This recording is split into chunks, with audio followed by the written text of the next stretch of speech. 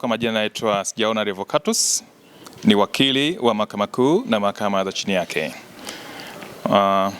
Siku ya leo tulikuwa tumekuja kwa ajili ya makubaliano kufinalize, yani kuyasajili mahakamani makubaliano kwenye kesi ya uhujumu uchumi ambayo ilikuwa ni kesi namba 2330 iliyokuwa na wakabili wateja wetu ambao walikuwa ni watatu: Abdul Wasame, Adam Makongo na kampuni ya Salamani.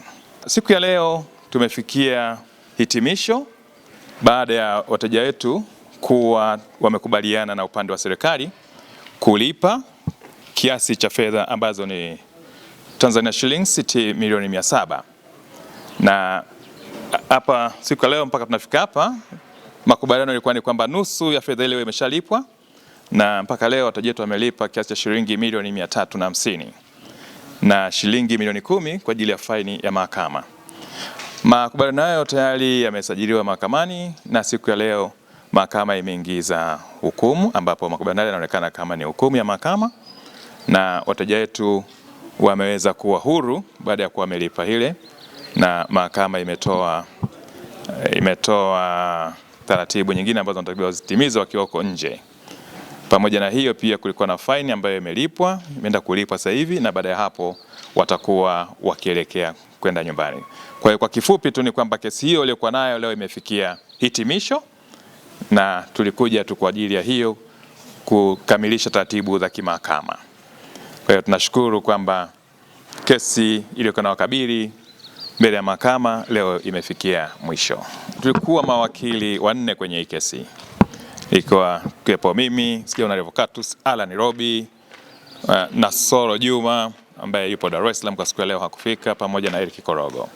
Wote tulikuwa ni mawakili tulikuwa tunawasimamia wateja wetu. Tunashukuru kwa mahakama kukubaliana na maombi yetu ambayo tulikuwa tumeshakubaliana na serikali, na tunayapokea kwa moyo moja, na tunafurahi kwa sababu wamepata haki iliyowafanya sasa haki yao imefanywa, wamerudi kuwa mtaani nyumbani na kufanya shughuli zao za kawaida. Kwa hiyo ni jambo jema, tunashukuru kwamba wateja wetu wamefanikiwa kumalizana na hilo tatizo au kesi waliokuwa nayo, na sasa watakuwa huru. Masharti waliopewa na mahakama ni pamoja na kutofanya kosa la jinai kwa ndani ya kipindi cha mwaka mmoja. Hilo ni mojawapo ya condition iliyokuwepo katika wamepata. Kuna kitu kinaitwa conditional discharge, ambapo ile condition iliyopo ni kwamba wasifanye kosa lolote lile la jinai katika kipindi cha mwaka mmoja. Naitwa wakili Alan Robi, ni wakili wa Mahakama Kuu na mahakama zingine zote za huku chini. Kwa leo nina furaha na namshukuru Mungu sana kwa sababu kesi ambayo tulikuwa nayo tumefikia tamati leo.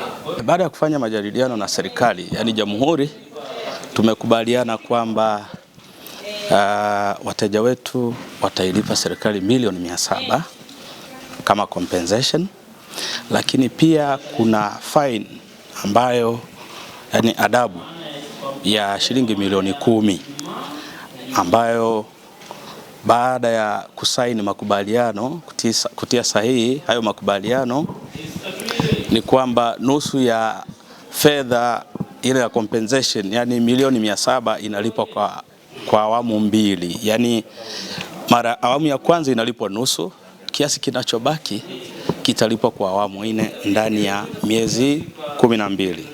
Lakini pia ni jambo la kumshukuru Mungu kwa sababu haikuwa rahisi.